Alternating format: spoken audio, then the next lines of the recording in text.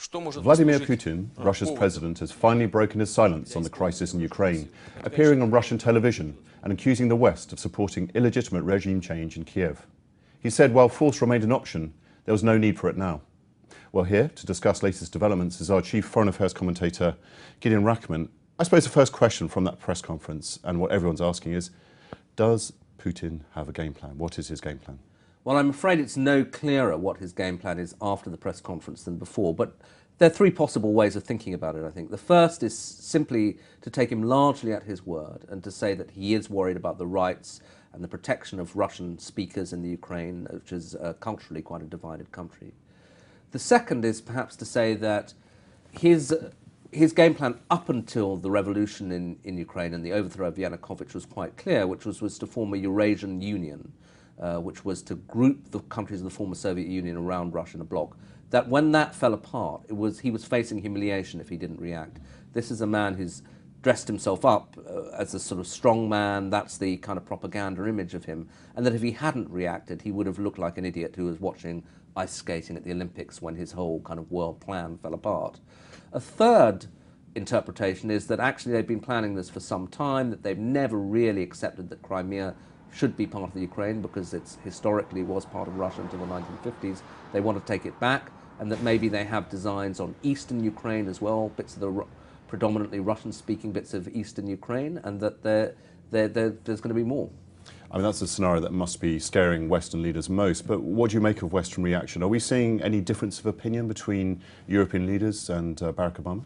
Well, I think inevitably there is differences of nuance, and I think that most of that will be taking place behind closed doors and private phone conversations. We've seen bits of it emerge in public, though.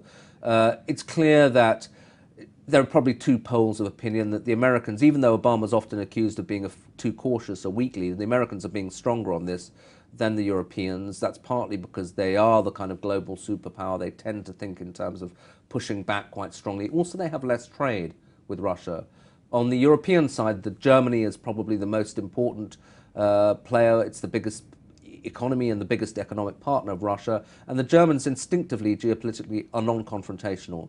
Of course, the Germans don't accept what Putin has done in Ukraine, but they don't want to see it leading to a full-out confrontation. And yet there is talk of sanctions. I mean, how might sanctions work? Are we looking at an Iranian model if that was to happen?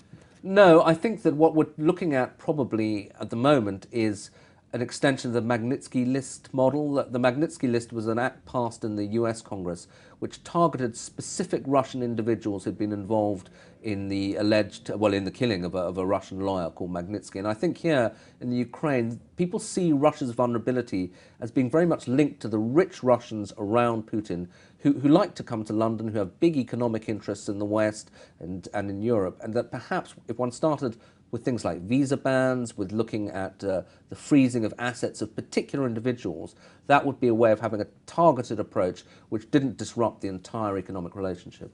Indeed, and we should just look quickly at one other major player in all of this, China, which of course has its own territorial disputes. What are they making of this? They share a view that American hegemony, as they would put it, America pushing the world around as they see it. Both the Russians and the Chinese don't like that. They've opposed actions in the Middle East. On the other hand, they don't want to get too close to Mr. Putin in case he's massively overreached and they end up backing something that's a loser. But I think that the other reason that they'll be looking at this very closely is that they have their own territorial dispute with Japan over these islands, the Senkakus. If Russia, at the end of this, is seen to, inverted commas, get away with it, to grab Crimea and not to be punished, I think the Chinese will draw some lessons from that about, well, how they might manage their own security disputes in East Asia. Great, thanks Gideon. Well, I'm sure we'll be talking to you again in the next few days. And for the latest news and analysis and our live blog in the Ukraine, do check out our in-depth page on ft.com.